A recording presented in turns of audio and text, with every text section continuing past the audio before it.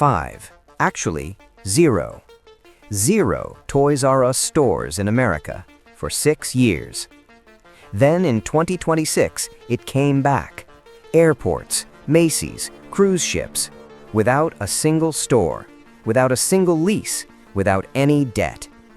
Because what died in 2018 was not the brand, it was the debt, but also a betrayal and a real estate scheme. 3 separate wounds on one great company. This story goes much deeper than Amazon. Let us trace all 3 wounds and then the resurrection. In this video, 5 chapters, 5 things, all about Toys R Us, all things most people miss. Number 1, the leveraged buyout. KKR and Bain Capital borrowed money, bought the company, made the company repay everything. That debt made survival impossible. Number 2, the Vornado real estate conflict. One buyer wanted land only, not toys, not customers, land. That hidden agenda killed retail. Number 3, the Amazon betrayal of 2000, an exclusive deal secretly broken. 5 critical digital years lost forever. Number 4, the WHP global pivot of 2021. A brand returns without debt, asset light, explained precisely here. Number 5, the full 2026 expansion roadmap. Airports, cruise ships, flagships, adult collectors, a new playbook. 5 chapters, 1 resurrection. Let us begin. This is not a comeback. Not exactly. Comebacks mean returning to what you were before. This brand is not returning. It is rebuilding differently. Same name, same giraffe, same nostalgia in the logo. Completely different business model now. That difference is the story. Let us go back to 2005. Not with Amazon first, with a boardroom, borrowed money, a moment of maximum danger. Most brands do not survive this. This one found a path, but not before 3 wounds, 3 decisions, each quietly fatal. Inflicted before Amazon even mattered. Understand these 3 wounds first, then the comeback makes sense. Wound 1 begins right here, with a leveraged buyout and 3 very different buyers. 2005. Toys R Us was struggling, but not dying yet. Real stores, real customers, real revenue still flowing in. Then 3 firms arrived: KKR, Bain Capital, Vornado Realty. Together they placed a bid, $6.6 billion. Here is the mechanism. They used borrowed money entirely, not their own capital at all. Borrowed, then transferred directly. All debt moved onto the company itself, legally. This is called a leveraged buyout, an LBO. The company bought itself with its own future earnings. From that moment forward, it stopped being a toy company. It became a debt repayment vehicle. By 2017, they were paying roughly $400 million in annual interest alone. $400 million every year. Not products, not stores, not technology, just servicing debt. That money could have modernized every single store, built a competitive digital platform, fought Amazon on fair terms. It never happened. In 2017, bankruptcy. In 2018, full liquidation. 33,000 workers gone. 700 stores closed forever. Not Amazon, Wall Street. But here is something deeper. Remember Vornado Realty, one of the 3 buyers? They were not toy people, not retail people at all. They were real estate investors. Their interest was the land, not the shelves, not Jeffrey, not the children, the land.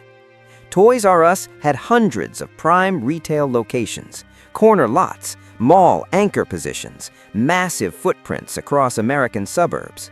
Vornado saw a land portfolio, not a toy company. That created a fatal conflict. Retail demands long-term investment. Real estate rewards quick liquidation. Closing a store sells land.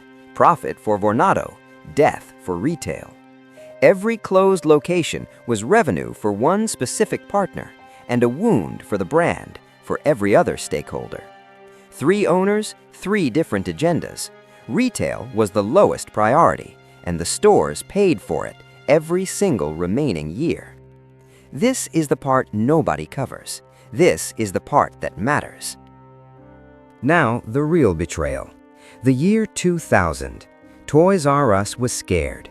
Amazon was growing every quarter. So they negotiated a deal, an exclusive partnership agreement. Toys R Us would become Amazon's only toy seller, no competing toy company on the platform, guaranteed. In return, they paid tens of millions to Amazon. This felt like smart positioning. It was not smart positioning. Amazon quietly broke the agreement. Behind the scenes, they allowed other toy vendors onto the platform, secretly, gradually, then openly. Discovery came, lawsuit filed.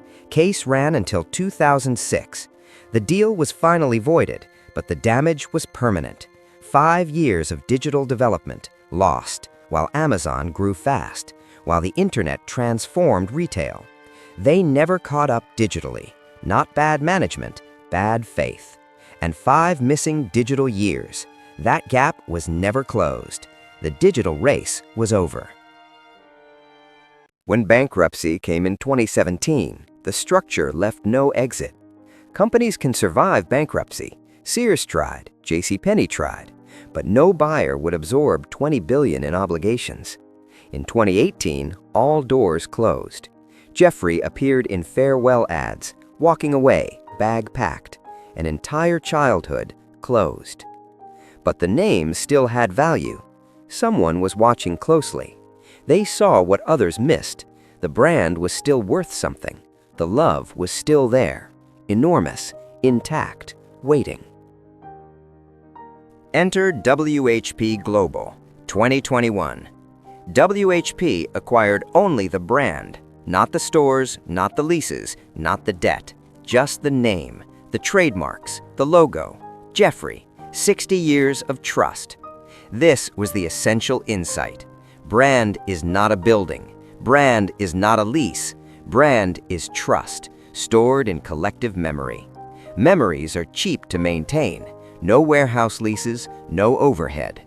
They called Macy's instead. Only the valuable assets kept. The Macy deal. Here is how. 450 plus locations. Each has a dedicated section. Toys R Us pays no rent, no overhead, no utilities, nothing. Macy handles all store operations. Brand curates the product selection. Identity, trust, consumer recognition. This is asset-light strategy. Revenue through pure brand licensing, without owning any retail space. In 2026, this model is studied everywhere as blueprint. But Macy was just the start. DFW Airport now has a store. Cruise lines carry dedicated shops, captive audiences, high dwell time, people spending freely on impulse, perfect for toy retail. American Dream Mall, New Jersey, a full standalone flagship store, immersive, experiential, interactive format, not the old warehouse model. And the adult kidult segment, 25% of global sales, adults collecting deliberately. Toys R Us is targeting this. In Asia, it never died.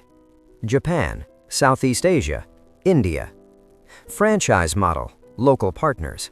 American debt never crossed over. US collapsed, Asian stores kept running. The reason is purely structural. The brand itself was healthy. The US ownership model was broken. Not the product, the debt.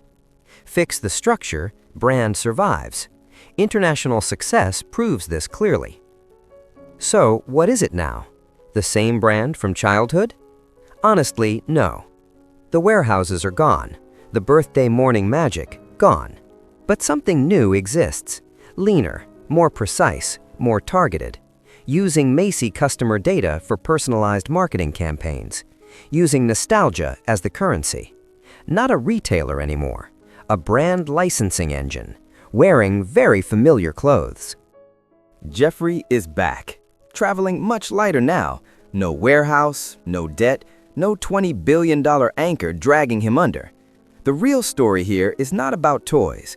It is about what happens when financial engineering meets genuine consumer love, and what survives after the engineering finally collapses. The love survives. The name survives. In 2026, someone figured out how to build a business on just that love. No debt required. Next time you see that yellow and red logo, you are not seeing retail. You are seeing resilience, a brand that outlasted the people who destroyed it. Every era has this story, a great brand, loaded with bad debt, dragged under by structure, not by the market. Remember that.